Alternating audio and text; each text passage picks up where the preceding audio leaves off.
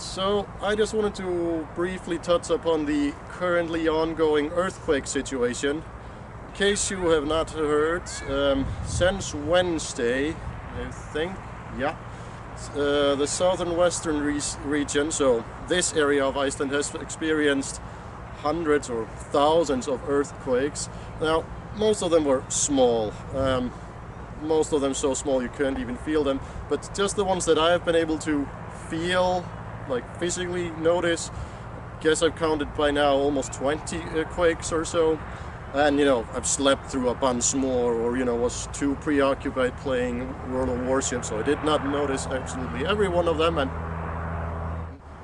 But yeah, like I said, none of the quakes were particularly powerful or not even dangerous. I think the strongest they have recorded since Wednesday was, can't remember, 5 point something on the Richter scale, which isn't a whole lot. But it's interesting because there are so many of them. For example, I lived in Iceland now for 30 years, and in my life I've maybe gotten to experience just over 20 earthquakes, and 20 of those were in the past 5 days. So yeah, this is quite a lot. Of course, I also grew up in Vestra, which is pretty far from the fault line, so we rarely experience anything up there. But Reykjavik gets much more earthquakes, for example.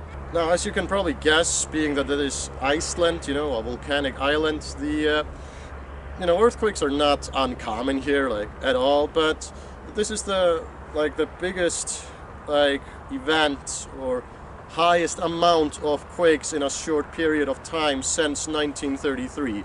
Yeah, this is nothing that unusual for us. The worry now, although it's considered fairly unlikely, but there is, because there's so many earthquakes, there's some concern that there might be a volcanic eruption in Reykjanes, so fairly close to the capital city area. But experts also say it would most likely only be a very small eruption and most likely not cause any major disruptions. There was a scare last year when there were a lot of quakes recorded around the town of Grindavik, which has a population of around 3,000. I believe Grindavik is actually the largest Icelandic town, which I have never been to yet, so that's interesting. But there have been contingency plans for situations like that to, evacuate an entire town or even whatever parts of Reykjavik or something if something like this were to happen. But it is considered very unlikely that there's going to be any threats to infrastructure.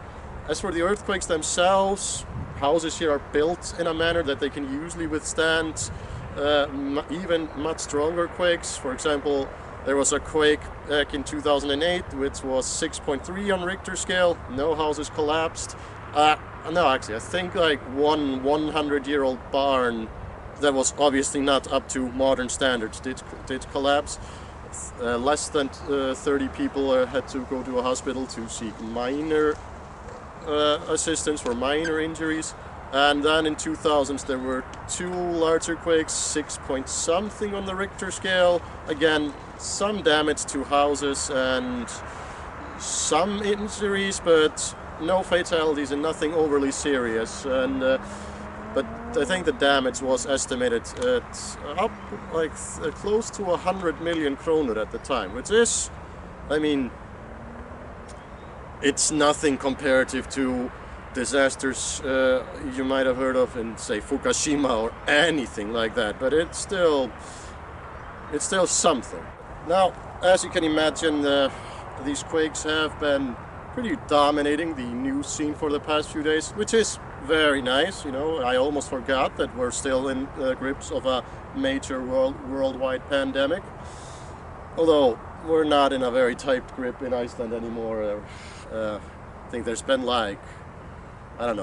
4 infections in the past 2 weeks or something, so cases are very down right now, which is good. Things seem to be slowly moving towards normal. Now, of course, the big thing on probably everybody's mind, I'm just guessing, is that what if there actually was an eruption? most likely it would occur somewhere in the center of western Reykjanes, so, you know, it's very unlikely that it's gonna happen right in somebody's backyard, like in the Westman Islands in 1973, but being that such a thing has happened, one only knows. Maybe it's because in Iceland we're so, like, we're usually well prepared against these things, so we don't treat them with that much fear. Like a lot of people that I talk to are a little bit like, yeah, it'd be so nice if there was an eruption, you know, so close by, we could come and take a look at it, and you know, there's no tourists around, so we could enjoy it all for ourselves. And I gotta admit, I'm in that camp. Like, okay, I'm a little bit embarrassed to admit this, but I have actually never seen a volcano erupt. Never. Well, in 2011, Vatnajökull erupted, and I was actually we were able to hear the eruption on the other end of Iceland, which was insane.